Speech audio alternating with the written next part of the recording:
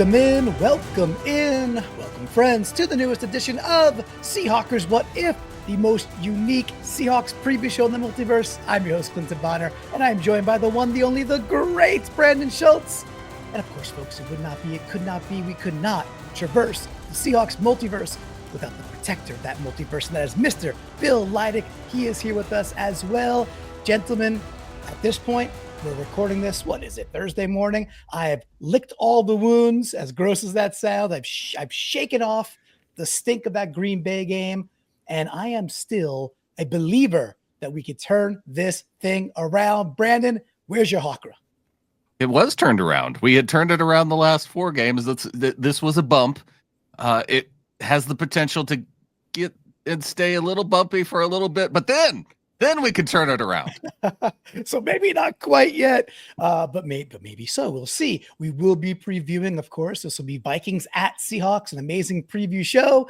And if you know anything about What If, then you know that every single week, Mr. Phil comes up with a crafty, beautiful, and custom theme with these really cool questions. And we're going to do it like nobody else does. Mr. Phil, how are you feeling about your Hawkra? And how about your theme? If you had to grade your theme, we don't even know what it is yet. How do you feel about it going in? I'm excited about the theme. I know you guys are going to be excited when we get there. I'm also glad to tell everyone that this Sunday, as we play another NFC North team, the Seahawks will not be wearing the putrid action green jerseys that all of our worst home games seem to happen in. So that is over. No fear. And then we even wore green against Green Bay. What did they expect? That whole thing just needs to be highlighted, wadded up, thrown in the trash, and forgotten about. Didn't even exist. We're ready to move on to the next game and continue this winning streak. What do you think? Well, I'm kind of a fan of the jerseys. However, that goes back to the puking you started the show with. I'm also like, hey, what have you done for me lately? The last couple of memories in those uniforms are horrible. So put them away, put them on a shelf for a couple of years maybe, and then maybe revisit later. No night games. Night games at home in those jerseys are terrible. Yeah, we do not need the highlighters out. But we do get to rotate over to quite an interesting Vikings team that they're 12-2. Man, this feels like a pretty balanced team. Brandon, you and I were going back and forth a little bit with are they even better than Green Bay? What does that mean for our Seahawks if they are? Because last game did not look so hot, and we're going to talk about all of that. So, Mr. Phil, I think it might be time. I believe that you did a previously with the protector where you go back and you watch a little Bears versus Vikings. Yeah. It was sloppy. It was kind of inconsistent at times. Yet when you rewind to the end of the game, it's a Vikings blowout. So what did you see? I did a small one because, they've won 7 in a row. So really you got to take the Vikings at the last 7. And then that was a division game, which aren't always clear pictures of a team, of course. They have an awesome defense. There's no doubt about it. Watch this game and you could tell they were in control. They were dictating things. Of course, it's a rookie quarterback with a not great offensive line. So what do you expect? But their defense is second by DVOA. In other words, against their opponents, they're really, really good. Their pass rush has some wild, and I would call them ferocious blitzes. Got to watch out for those big moments. Got to be ready. They could be run on, and that's been like the past 3 weeks they've been run on. I saw some cool around the edge plays where they did fly sweeps and such, or they had some plays set up to go to the edge. Those worked okay. Runs up the middle even seemed to be working early on. It looked like either the Bears stopped or the Vikings adjusted as the game wore on. They love to attack the edges with kind of these overload pass rush. Really unique. I've often wondered why a team wouldn't try that. I haven't seen a lot of it in the past, but the way the Vikings do it is super cool. I'm not excited to see it against our tackles and tight ends, but maybe we can do okay and be prepared for that. Maybe step up would be the way to handle it. I don't know, but really fun. If I was a Viking fan, I would enjoy watching the way they rush the passer. Their offense is above average, 13th by DVOA. They run lots of inside zone, I noticed. They got 2 pretty good running backs that are versatile. But they're very rich at receiver, of course. I couldn't imagine a quarterback going into this offense and not looking pretty good with what they have to throw to. JJ, there's nobody better than him. Addison, great young receiver. Jones, the running back, really good receiver. Hawkinson, number 87, he's a pretty good all-around tight end, makes some good plays. Darnold has some hot and cold. When he's hot, man, that thing is smoking good when you look back over these 7 games. But I think he'll give us a few opportunities. He doesn't have near the picks that Geno does, but he does throw a closer than you might expect amount of turnover-worthy footballs if we can pressure him. Now, his receivers make up. They protect him. I don't know why you wouldn't trust those receivers, because if you do throw a ball that might not be great, they will either catch it or protect him. And so it's going to be tough to get him. But Darnold's not, I mean, he's having a great season, but I think a lot of it has to do with the ingredients around him. And he can really sling the ball at times. You guys see anything else from these Vikings in these last few games, particularly the Bears one? The one caveat that I would add to pressuring Sam Darnold is that doing it through the blitz is not the way to go, because he actually has 0 interceptions when he's blitzed. They all come on pressures where you get pressure with just your 4 guys. So I think that speaks to the type of offense that Kevin O'Connell runs, is that he always has a solution that if Darnold picks up the blitz, that he has an outlet to go to. And as you mentioned, so many talented receivers, I think that would end up being a bad strategy. Yeah, pressure hopefully is by success in your 4 beating their 5 somehow, not by crafting things up. What did you see from this team, Clinton? Just that they, as the game began, they were very, very tilted to the pass. 40 of their first 40 offensive plays, 3/4 were pass plays. 30 out of 40 were pass plays. And then they kind of just grew up and they were like, what are we doing? This is the Bears. And then they ran the ball really well. So I've listened to a good amount of Vikings pods leading up to this, and a lot of the build for them and what they're most excited about and buzzing. They're like, holy crap, did we now find our run game? Because that seemed to be, tilted one way or the other. So they're excited about that, excited about the blocking. I just wonder, is that a symptom of or a cause because it was the Bears and they've kind of mailed it in for this season? And can we do better? But if I'm KOC, right, I don't know. I would look at that Green Bay tape and be like, ooh, we might be able to push this team around also. So that was interesting to me. I was like, oh, I don't see much the first half of the game. I see like some back and forth with Darnold, a little bit wishy-washy, kind of missing some dudes. Yeah. And then once they decided to be a run first team in the second half, they put the Bears in their rearview mirrors. And I was like, ooh, that was a bit more scary for me, to be honest. I'd kind of like them to try it because they don't have Jacobs, but I'd like less Addison and Jefferson and Jones being thrown to out of the backfield. I feel like we could shore up against them in the run, but maybe you're right. I don't know. Their pass game seems like it could be scary, but you're right. They weren't succeeding at it early on, so it could be all those weapons. But Aaron Jones has almost 1,000 yards rushing to this point. Like, yeah, he's had success this year. Yeah, it's weird that trade between the Vikings and it wasn't even a trade. It was just they signed each other's dude, and they're both doing great on their new teams. Yeah. No, that's right. They're both good. Well, let's get to our theme, gentlemen. I think we might as well. Not everybody might celebrate the coming holiday, but everybody can enjoy a few laughs with some holiday humor. I know a lot of you guys on this show enjoy some fun, humorous, holiday, Christmassy movies.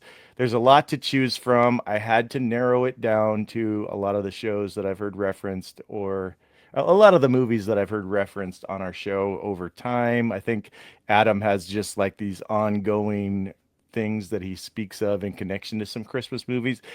I don't know why we've never done a show with the holiday humor theme before, but we're doing it this time. So the what if today, as Brandon goes first, I will say Christmas Story is going to be locked until I tell you it's not, because of the way the question is. We're trying to avoid a little bit of doubling. And so I'm going to keep Christmas Story locked until I say it's not. But here's our 6 movies you can choose from, Brandon. Grinch, Home Alone, Elf, Christmas Vacation, or I haven't even watched this one, but Clinton just mentioned it, and I do like Dickens. Scrooged, and I think I need to get the family to go watch this one. Brandon, where do you want to go first? I would like to go to my go-to holiday movie, Home Alone. Oh, he took it. He took it off the board. My wife's favorite as well, and probably all my children as well. Probably one of my favorite movies, period, as a young guy. The one I'm disappointed isn't up here out of another favorite Christmas movie, Santa Claus. Bound to happen. The Tim Allen where he becomes Santa. That's the Santa Claus. Thank you. The Santa Claus. Yes. Right. There's a lot of Christmas movies. I was trying to stick with humorous ones, and that would have been one, of course. Brandon, what if the Hawks can do a better job preventing their pass rush from getting home? Which Vikings pass rushers must be contained? Do you have any particular? Because I mean, it's hard not to go to Jonathan Grenard straight out of the gate here, because when you talk about dudes blazing off the edge, I think Grenard has 66 pressures on the season to this point. My goodness. And so the fact that other teams just have not been able to stop him, even in the last, I think, 4 weeks, he has 3 strip sacks, and he's talked about how that's greater than anything he's experienced at home with his wife, which is an incredible thing to say.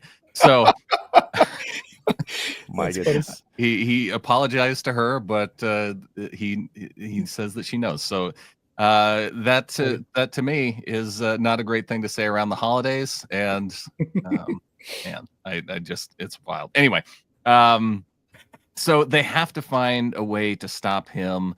If it means, keeping Charbonnet in the backfield for some of these passing sets, getting a tight end out on the edge to chip him.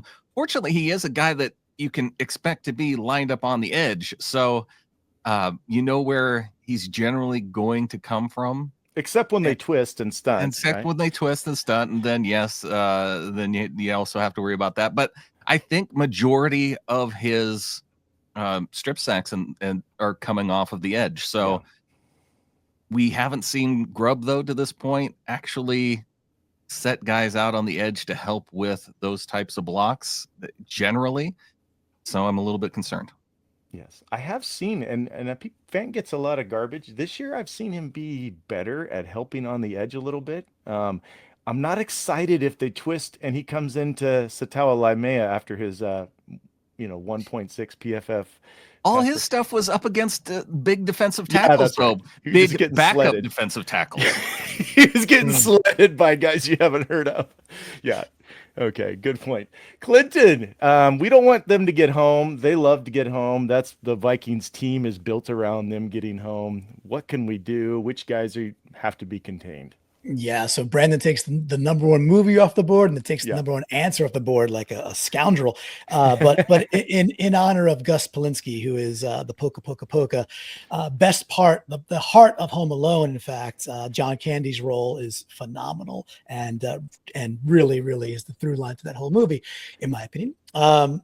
So Grenard is the one you worry about because of the flash and because of the numbers, and the beautiful part about his game and the way that they're deployed is that they will do Macdonald-like things. All of a sudden, Grenard will be dropping back into hook zone, and they're stunting somebody else. So some of the others that also have a tenacity and a knack for getting involved, a great Christmas name right here, Andrew Van Ginkel, right? So Van Ginkel is let's call him what he is. He's a pain in the butt linebacker that you don't want to face. And the way that Brian Flores, which I heard them call like the B-flow defense, which is kind of cool, is they do a little bit of the Macdonald thing where it's simulated pressures, or straight up they'll blitz 5 or 6, but they come from unsuspecting places. So while Van Ginkel's glory stats are not as huge as Grenard's, he still disrupts a lot of stuff there. So that's one. And then they're not ashamed or afraid to bring their DBs. So Joshua Metellus, their nickelback, who's in there, when they're playing a certain way out there, they'll blitz him too. So it is a bit of you don't know what to expect from this defense. There are some dudes that are the A1s for sure. And then there's these role players that are having A, the time of their life, and B, the season of their career. So when you see that over and over again, it usually means the defensive coordinator is cooking and he is not afraid to bring the heat, which will be interesting because I think Geno could pick that apart, but we'll save that probably for a bit later. So if Grubb can outmatch wits against this great hot defensive coordinator, Yikes. Imagine the recovery he will have in the minds of fans for how much we might love him if he can just have a awesome week this week. Okay, I'd also, before we move on, I'd also like to mention Pat Jones as part of this group too, because in terms of his pressure to sack ratio, he has 20 total pressures on the year. He has 7 sacks. Wow. So he gets home. So, right. Wowzers. And he's not even he's a rotational piece. He's in there a decent amount, but Right. he's got dudes in front of him. So a little bit of like, hey, when you see him, and he's number 91 for folks that might not know Pat Jones yet, but if you see 91 out there, Brandon, your point is he's making the very most of his chances, which is interesting. Yeah. Sounds like Cliff Averill the first year we had him. He would come in and just get sacks, and then he'd go. It seemed like he was good at that. Yeah, he was good at that. And then he was a starter, of course, from then on. But Home Alone is off the board. I haven't unlocked Christmas Story yet, but you have 4 choices, Clinton: Grinch, Elf, Christmas Vacation, or Scrooged. Well, I really want to find out if we are this entire 2024 Seahawks season, if we have been living, sitting on a throne of lies. And of course, that means we're going to Elf. Let's go. Elf it is. Okay, so we're going to get to something that's quite obvious. Adam Darnold is actually Elf, whether you knew that or not. Since he is, we need to keep him from both singing and slinging successfully. What if there's one thing we have to accomplish to stop Elf, the quarterback for the Vikings? Clinton, what will it be? This is the Giants versus Brady Super Bowls. Now, I'm not, and people are going to throw tomatoes at me for that one, not putting Brady and Darnold into the same category, but it's what Brandon had said before we started was, hey, if you blitz Darnold, he's not throwing picks. They scheme really, really well. Kevin O'Connell, he knows what he's doing. He's timely. He gets Darnold out on the edge. He makes things simple. Like it just looks like, and very often, even if they're like a 13th DVOA, they seem to get the yards when they need them. And sometimes on 3rd and 2, it's like, wow, that was simple. Look how wide open that guy was schemed. So you blitz that and you might not have the success that you'd think. So how did the Giants beat Brady and take down the Patriots 2 times? They got pressure directly up the middle. So this is the game where, Leo's been all pro caliber all year, certainly a Pro Bowl season. He might be an all pro. We'll see how that goes. But we also need, Byron Murphy and maybe some random pressure from Hankins and a Jaron Reed game. We need that quartet to be disruptive from Jump Street. We cannot get behind with this team like we did with the Packers. So that foursome of our DTs right there, that is to me where the game will be won or lost. If we heat up Darnold right over the nose, basically, we got an okay shot. And I would say a pretty good shot, actually. Yeah, and I noticed the autocorrect got me. I know it's Sam Darnold. I don't know why it says that. Maybe because I revealed that he's actually Elf here on, then he somehow snuck into YouTube and I missed it. Made me look dumb. But Brandon, how can we stop Sam Darnold? Is there one thing? It sounds like Clinton's got a lot of great ideas. I like that. Is there something maybe he missed that we have to accomplish against him? I think you've got to get pressure on him, but I also think you mentioned the 7-game win streak, and one of the things that coincides with that win streak is TJ Hawkinson coming back and playing for this Vikings offense because he was out injured for the first half of the season. And he seems to be like the guy for Darnold to go to, check down situations in like must pick up yardage situations. And it concerns me so much that because the last times that we faced the Vikings or even with the Lions when Hawkinson was playing for them, I just have TJ Hawkinson nightmares and I hope they stop. I want to go to my safe place with Elf and when I think about him. So finding a way to stop TJ Hawkinson, Okay. I think will help slow down Sam Darnold. Yeah, we've been kind of off and on against the tight ends this year. So Elf is off the board though, Brandon. I still have not unlocked the Christmas story for you. We have Christmas Vacation, Scrooged, or you could go back up to Grinch. Yeah, which Grinch are we talking about here? Is this the traditional Grinch? Is this the Jim Carrey Grinch, or maybe the new school Grinch cartoon? I don't know. Phil, your thoughts? You want to find out what's behind the Grinch here? I do. You're a mean I hope it's one. the Jim Carrey one, because that's, to me, that's probably my favorite of the Grinch movies. Okay. Well, Maybe blasphemy to the old Grinch cartoon, but yeah, I'm not sure if you're allowed to say that, but people do like Jim Carrey did do a good job of being very creepy in that. Yes. Brandon, what if we have one player that can wreck Christmas for a Viking player? Where is a matchup that you really like for our Hawks? He can play Grinch against this Viking star. Yes. Well, this may seem relatively easy, but if I could pick one, it would be Justin Jefferson, who may just be the best receiver in the NFL right now. And so part of this wish goes both ways in terms of wrecking things, because I'd like to see a bounce back game from Reek Woolen. Okay. And so if he could come in, blanket Justin Jefferson to where he is extremely limited and shut him down, he would be the one player on that Vikings offense that I want to stop. Okay. That's a want to. Do you think it's likely? Brandon, that Woolen could shut him down?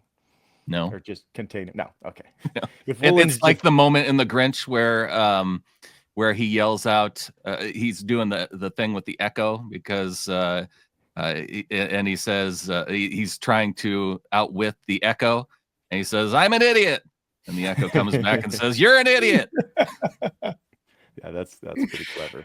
I do like some Dr. Seuss, no doubt about it. I Sure. would like, and that would be a great thing. If Woolen could Grinch Justin Jefferson, that definitely portends well for us. Clinton, how about you? Is there a player you really like a matchup for us? Yeah, and I really wish that Brandon's comes true, because that would be a great bounce back, because he's taken a lot of heat this week, and rightfully so. Look, if we're going to grow our hearts 3 times, our hawk grow 3 times the size by the end of this game, then I think what we've seen the last month from the Vikings is, while their DVOA against the run still shines really brightly, it's been getting a little bit, like little chips and dents in the armor of the Vikings being able to run defend.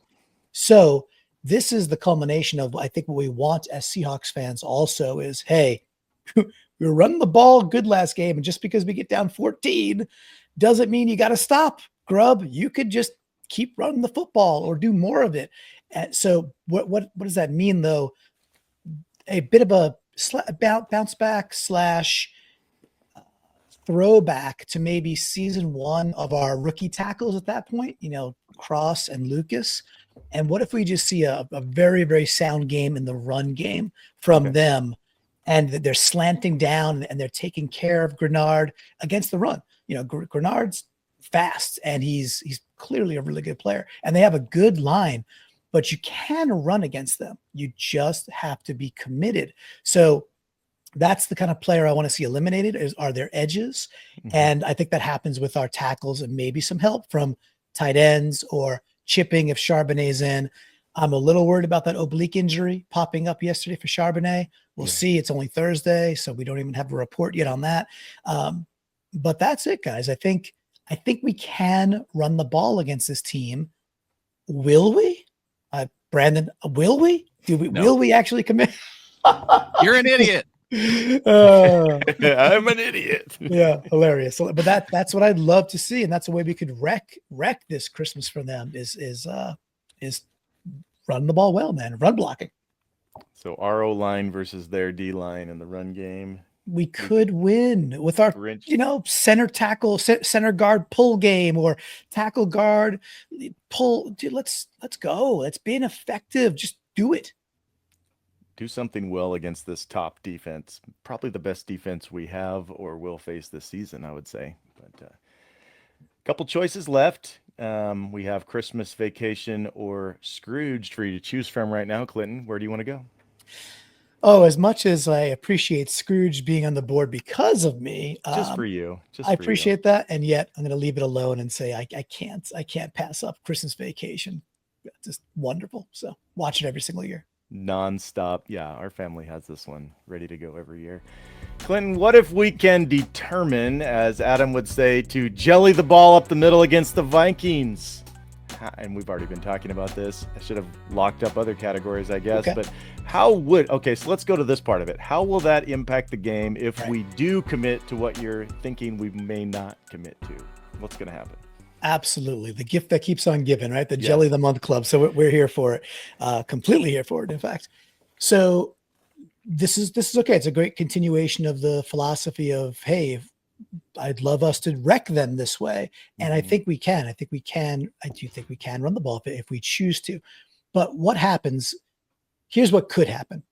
We could decide to get under center more. Now with Geno with a bum leg, we were 87% shotgun last game and his leg was fine.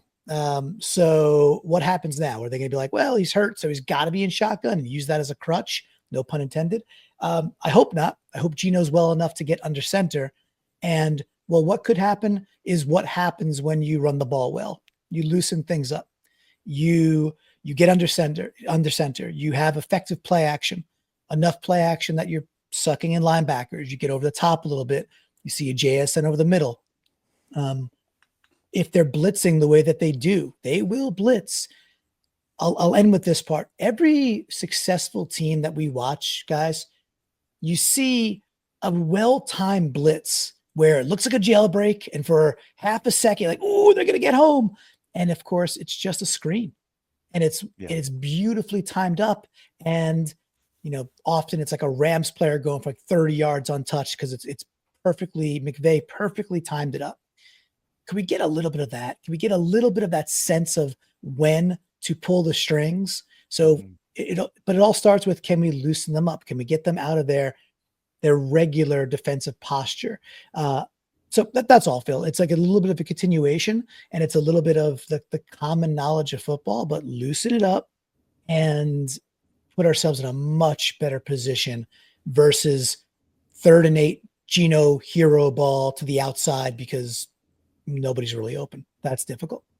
Yeah, on our Seahawkers Discord, I recorded a short video of Coach Mike where he's like, yeah, play action. Those are good plays. Those are good plays. We should do more of it. We should run some of those. We should do that. I'll talk to Coach about that. Right? I like that. I think you're in charge. How about, since we all think those are good plays, let's set that out. But we do need to get a little jellying going. Brandon, if we can, as Adam likes to say, the gift that keeps on giving, jelly it up the middle, which I saw cracks. Even the Bears were jellying it up the middle a little against the Vikings. How could that impact the overall of this game? Yeah, over the last 3 weeks, the Vikings defense is top 6, I think, in most rushing yards allowed, which if you look at the season total, you go, oh my gosh, the Vikings, their run defense has been really good because I think they're top 5.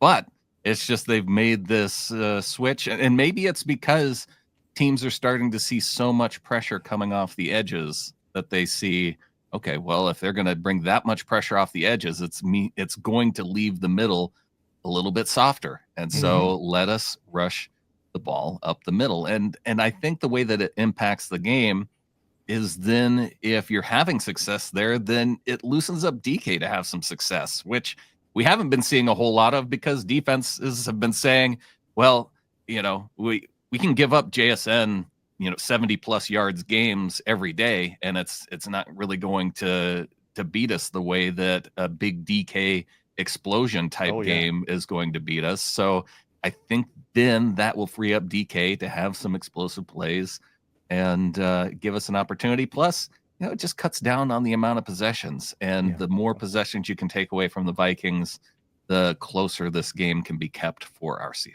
A lot of good thoughts there. Yeah, if we start getting up the middle, they're going to have to drop a safety in maybe to help, and then DK can't be bracketed. So things such as that. I wonder if, teams are looking at JSN the way we've been looking at McBride. Like, have at it.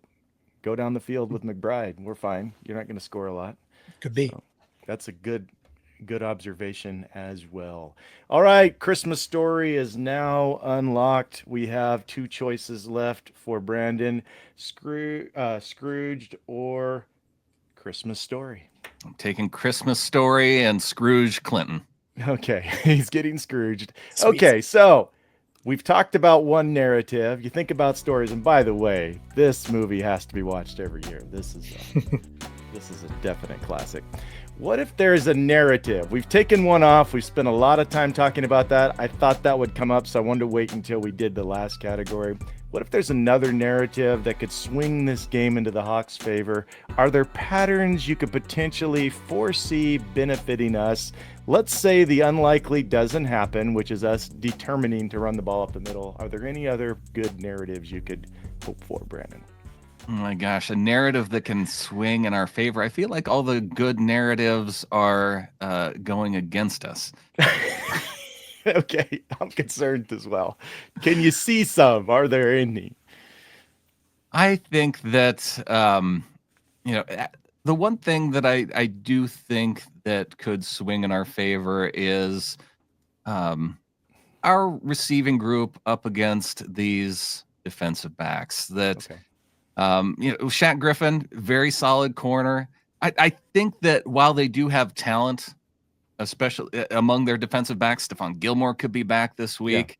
Yeah. Byron Murphy's been playing really well for them, but although I feel like we torched him when he was at Arizona. They're old at defensive back, right? Like a lot of these guys have been around for quite a while. Yeah, because Gilmore is pretty. Like Shaq, they're generally older. Smith is old, yeah. Harrison Smith, exactly. So I think that part of this matchup does swing into our favor. So, but if that's all we're going to do, and we're going to allow Grenard just to tee off and rush Geno every single play, then that doesn't play into our favor. But let's say, for the sake of this argument, that we do run the football a little bit, slow down their pass rush, then I do think that Geno has the opportunity to pick apart the secondary a little bit. I like it, Brandon. Yeah, and their secondary really relies on being matched up well with the pass rush. So if we could manage to time that up right, where we happen to stop their pass rush, there will be openings after the first couple seconds, but that's really tough to pull off. Clinton, any narratives you could foresee? After all, this is what if, possibilities. Any narratives you could foresee benefiting us other than jellying it up the middle? Yeah, so I'll try and hit one on each side of the ball quickly, and I'll try to do it quickly. So I want to continue what Brandon's saying with his there too, because the Vikings will do a lot of the simulated pressure, or if they are bringing 5, it's still maybe not the 5 you're expecting. So you get DEs dropping back into these little soft zone pockets quite a bit, while a linebacker comes in, or maybe they're sending Bynum as a free safety on a blitz. They do a lot of exotic stuff. So the way to dismantle that is to have a really sound quick game understood and going. Now, can we scheme? Can we watch enough film, and can Grubb come up with quick game? That's what they're built to stop, though, Clinton. They're built to stop the quick game. They come at you and they cover really tight, right? Well, I think you can still get stuff underneath and get the cheaper quick yards that they do allow, because they're literally in transition from a simulated pressure. Okay. So I think you can get the JSN, the Noah Fant dump offs, the quicker, easy money things that will be available. Now, can we scheme it? I don't know. Can Geno process really, really quickly and most times make a really smart decision? 100% yes. Absolutely yes. It's not going to be a Caleb Williams show where he actually has somebody wide open over the middle but defers it and then does ballet for 20 minutes and throws a ball, crosses body, and then goes, sits and pouts on the sideline. It's not what Geno's going to do, right? So can the one reads be those quick little short things that are accessible versus this Vikings violent and unpredictable defense? I think so. So that'll be one. The other side of the coin is that Darnold and the Kevin O'Connell offense really don't mind trying to hit those 15, 20, 25 yarders. And of course, you got just Jefferson, you got Addison. So why should you mind? They will stick with longer developing plays, sometimes even longer than maybe they should. Right. So if Q1, I always look at that first 17 minutes of gameplay. So a little bit bleeding into Q2. If they're not successful with like 18-yard crossers where it's like, well, how is Jefferson that freaking open? More importantly, how does Darnold have time to sit back there and let that develop? They will go to that, in my opinion, a little too much sometimes. And so you can jump on them a little bit early. So those are the two sides that I'd look for, Phil. Yeah, like the old Cardinals back when they had Bruce, they would just always be looking for the big bombs from time to time. Just wait for it. They don't mind. They do not mind. Yeah. All right. We only have Scrooge left. You are the reason we have this on here. By the way, if there was one Christmas humor movie that you could have added, and what would you have taken off to have added that, Clinton? Oh, I don't know. Santa Claus is fine. The Santa Claus is a fine movie. I'd have to think about that. I don't have one at the top of my. You think I got the ones that you would have had? I'm like, you're not disappointed with the selection. These are my faves. The newest Kurt Russell movie that was on Netflix is quite good. The first one, I forget what that's called, but that's quite good. I'd have to look back and see if there's something missing. I was just wondering if there was one that was just screaming, "This has to go." You got my podium with Home Alone. Okay, if Clinton's going to pass on this, then I'm going to take two. I take off Christmas Story, I take off Scrooged, and I add the Santa Claus, and I add Spirited. Spirited. Spirited is a kick. I could take that. I could see losing Scrooge. We can't give up the Christmas Story. There's nothing like it. Christmas Story is special. I'd like the Brandon to be Spirited. I like that, Brandon. Okay, I can see Spirited. I forgot about that one, but that's really funny. It's so good. It's so well done. Clinton, we're going to Scrooge, which means I need to push the button, I guess. So let's do that. What if this game involves 3 ghosts? What players on the Vikings, we haven't mentioned me yet, will be haunting your dreams leading up to this game? I thought about going past, present, future, but that just seemed really complicated on how to ask it. So rather, are you going to get haunted by some Vikings as we head toward this? You could mention some we already have, or you want to throw some out we haven't yet. Where do you want to go, Clint? I'll start with the ghost of Christmas Future, and they've got a rookie in Dallas Turner who hasn't done that much this year so far. Limited snaps. When he's in, he's somewhat effective. Had a sack week 1, had a sack last week. Pure speed rusher. We have sometimes seen challenges. Abe with his knee, Cross sometimes just simply getting beat around the edge with guys that are just fast. So Dallas Turner as the ghost of Christmas Future could be a pain in our butt. And look, we gave up 7 sacks last week to the Packers, and they were not supposed to do what they did. So I have to go there as number 1. Should we volley this? Should I give Brandon a chance instead of going all 3? Yeah, if we want a rapid fire volley kind of, let's try. Brandon, Brandon, I have my answer locked as to which player is which ghost. So this one's easy for me. Okay, well, take one then. Okay. Which ghost are you going with, Brandon? Well, I've mentioned so many of mine already. Yes. And so Clinton passed it to me. I'm not playing by his rules. I'm going Ghost of Christmas Present is Justin Jefferson because he is presently the best wide receiver in football. Yeah. Ghost of Christmas Past is TJ Hawkinson because every time in the past he's played the Seahawks, he's found a way to torch us. Yeah. And the Ghost of Christmas Future that we haven't faced yet that's going to haunt our nightmares in this game is going to be Jonathan Grenard. So there are the 3 ghosts that are impacting the Seahawks in this game. Got it. Clinton, so you got your 2 other ghosts to deal with. Where are you going to go? Yeah, fair enough. So I love it. I love the rapid fire. He was ready. I need a little time, folks. That's how you stall a little bit. So look, their right tackle, Brian O'Neill, is really, really good. They're up the offensive right tackle. He's really good. And the Vikings, so let's put him as the ghost of present because why not? And it makes sense. So Vikings do a lot of this type of run where they will have like 12 personnel out there with just Jones in the backfield and under center. They do quite a bit of under center. Go figure. It works in the NFL. Who knew? And they'll do a lot of things where they're overloaded to the right-hand side. And then they will bring their wide receiver left to right. And they are fully overloaded to the right-hand side. and then they hike the ball, and Jones is going left, and everybody is just like on this incredible slant down block. So your right tackle and the two tight ends and the wide receiver you just dragged across, they're all slanting back to the left-hand side. Jones gets the ball, looks up, and then he just basically cuts against the grain. They're pushing everybody. They're pushing everybody right to left, if you could vision it. And then Jones gets the ball on the left-hand side and kind of counters and cuts it back up the middle. And it's freaking open, but it it's like starts a super counter.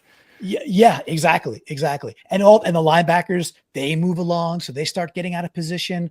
Again, good scheme. Kevin O'Connell, he knows what he's doing. So Brian O'Neill, just watch him, number 75, their right tackle. He does have a knee thing where he was in the game, out of the game, back in the game, came back with a brace, but he's an offensive lineman. He'll play. And we did not mention Jordan Addison yet, and I don't want to say it's the ghost of Christmas past. I lost the narrative here. Yeah. Doesn't really matter. Doesn't matter. Future also, but yeah, it doesn't matter too much in the sense that he was passed on our draft board. So he was passed. There you go. There you go. We took JSN. Yeah. Zay Flowers was there. Jordan Addison went later. Turns out they're all really good at football. Yeah. Addison is, if you really over rotate to Jefferson, well, guess who's running past you? That's Jordan Addison. And they will try it. Again, the long developing stuff, the bigger plays downfield. Addison's a bit of a nice mix of a burner with really good hands. He's a good wide receiver. So that's my other ghost we haven't mentioned quite yet. And Brandon, I'm scared. Hold me. You guys did really well. Of course, this awesome Vikings team gives us a lot to work with on that. Maybe if Kevin O'Connell, instead of sending a leg lamp to the VMAC for a holiday gift, he can just send his game plan. Yeah, that'd be cool. We would enjoy that. I would enjoy our 3D printer kicking up so we could send an MVC after this game, Brandon. Maybe we could even do an homage and make it a leg. I don't care. It's fine. It always helps an offensive coordinator when he has a pretty solid offensive line. So sure. And it helps everybody. I feel like they should be better in DVOA than they are. So I don't know whose fault that is. I'm guessing it's Sam Darnold, but maybe don't attack me. Anybody listening or watching, if you want to throw in your comments, we'd love to see like what Christmas movies I left out or what ghosts you're expecting to be haunted by. Maybe some Viking fans, we love you. If you're listening, let us know some of the ghosts we missed out on, or if any Seahawks you're afraid of any Seahawks. We really enjoy hearing that as well. Let's talk about our wishes, our what if Superhawks. We had those in the Discord throw their wishes in the well. Some were smart and threw them in before I reminded early this morning. But here's the wishes that came in. Rising Hakra for good O-line play by the Seahawks. That's a big wish. Hope you put in a lot of coins for that. Amy, I don't want to try to say her handle because I always end up spitting on myself. Or slur. I can't seem to say all those words together. Sorry about that, Amy. Yeah, it's Amy. She wishes again that JSN hits his 1,000-yard year this week, and I believe that will come true. Car, she has a wish. Geno plays. If Geno plays, we have a chance. I'm saying there's a chance. Car, Geno's going to play. NW Gambit. DK gets involved and goes for 100 yards and a teeter. I would love that. PNW Fan 82, wish for health of the team and that V formation. Go Hawks. Oh, yeah, we'd enjoy some victory formation. Josh DeHuman just got his in this morning. No interceptions or turnover negativity against the Hawks. Like that, Josh. PNW Hulk, wish for a solid, stress-free performance against the Vikings. Now, that would be amazing. You obviously haven't had the dreams of past, present, future like some of us have, but I would like that. Any reflective comments on these, Clinton? No, they look great. Let's have them all come true. How about you, Brandon? Yes, these are all. I'm not going to steal one of these. I'm going off the board, but I do like these. I see ones that I would be happy stealing. Yeah, I'd love DK to be involved and again be burning people like he had earlier in the year. That would be amazing. That'd be super cool. I've had enough of decoy Metcalf. I want DK Metcalf back. We want the real thing. That's it. I agree. Yeah, he's still making some big moment catches, but yes, he is. We're not getting those big, long catches that we love. Really, we haven't had a great one since K9 messed one up with the illegal shift that I can think of. But Mhm. that was the Well, last big- down the left-hand side versus the Jets, it should have been a touchdown. That one was underthrown Okay. to the corner. He was open. But yes, we all agree. We want more of it, not less. Good call. Last week, the wishes from y'all didn't come true. Let's get some wishes true this time. Brandon, what is your what if Superhawk for this matchup against the Vikings? Yes, my what if Superhawk. We haven't really talked about him at all in this episode. Devin Witherspoon. How about we see a big Devin Witherspoon impact game, and that would include at least one interception. But I want to see him involved in the pass rush a little bit too. I want to see Witherspoon all over the field because, like Clinton mentioned late, Jordan Addison, I think that finding a way for Devin Witherspoon to take away at least one of these receivers, and whether it's Jefferson, it would be tough to take him away completely. But I think Witherspoon and Addison, that might be a good matchup that Devin can win and see at least a pick on it. Yeah, I like a Spoon interception. I think we will see him all over the field because that's what Spoon does. Clinton, what's your what if Superhawk for this matchup? I'm going way off the board with this one. Let's see if we could. I feel like Brandon, maybe if I hit this one, we call it a tie. That's how bold this one is. You get 4 wins for this one. Is that what you're saying? Maybe, yeah. If Brandon's cool with that. The other place I want to go to before I go to the place I'm going to go to is that I just want Leo to really be the big disruptor again. That's not my wish. Be great to see Leo back with the sack. He played good last week again. Yeah. Just the Packers, the Packers did what they did the first 2 drives, which was worrisome. With that, I think, look, I see a dude show up with an oblique injury on the Wednesday practice report. Obliques are not something that just heal quick. The running back, Zach Charbonnet. Mm-hmm. Obliques are not something that are just like, oh, his oblique is bad on Wednesday, it's good on Thursday, Friday. Not how obliques work. Those are typically 1 to 2 weeks. You got to give it rest. If you don't rest it, you could either hurt yourself more or just you play a quarter of the game and you're like, yeah, I can't play. So I am down on Zach Charbonnet playing this game. This is based on one injury report and nothing else, but it's an oblique. I don't think K9's going to play. He hasn't practiced yet, and that was Wednesday. I don't think he's ready. So Kenny McIntosh, 70 yards and a touchdown. Kenny McIntosh is my what-if Superhawk. He's going to have a big day. Now I'm seeing ghosts, and now I'm terrified, and now I feel Scrooged. But K-Mac, 70 yards and a teeter. Oh, boy. So let's just put this into quick perspective as to what this means, because Clinton is counting on RB1 not playing. Correct. He's counting on RB2 not playing. Correct. And he's counting on our offensive coordinator, who has been so averse to running the football, to decide to actually hand the football off to a third-string running back against a Vikings defense. This will never happen. It does, yeah. Sometimes the third-string back just surprises everyone. You just never know. Yeah. Well, you surprised me with when you said teeter. I like that. I never heard teeter. I've heard tuggies, touchdowns, taters, but never heard teeter. Brandon, have you heard teeter before? I feel like I've heard it, but now I'm questioning my very existence in listening to football. Well, now I've heard it, and I like it. Okay. I hope so. Our very not terribly athletic, but skilled and smart running back 3 will come in and somehow. I need to update my headshot with Phil, too. I'm going to send this to you, Phil. Just send me something else, and we'll consider throwing it in, like considerations you're having today, right. Brandon. So I get to go first in predicting the score, do I? Because Clinton won, thanks to Adam picking us to win by more than Clinton did. So, So now he just Clinton still needs us to get to the playoffs to have a chance. So we're all cheering for Clinton to have some kind of hope of getting back into this thing. Love it. Brandon, you get to pick the score. Well, I'll make this easy for Clinton to predict victory because I am predicting a double-digit loss against the Vikings. I say we go 26-16. The Vikings win our final home game at Lumen Field this season. And maybe Yikes. Tyler Lockett's very last game in front of his home fans. Wow. I don't love it.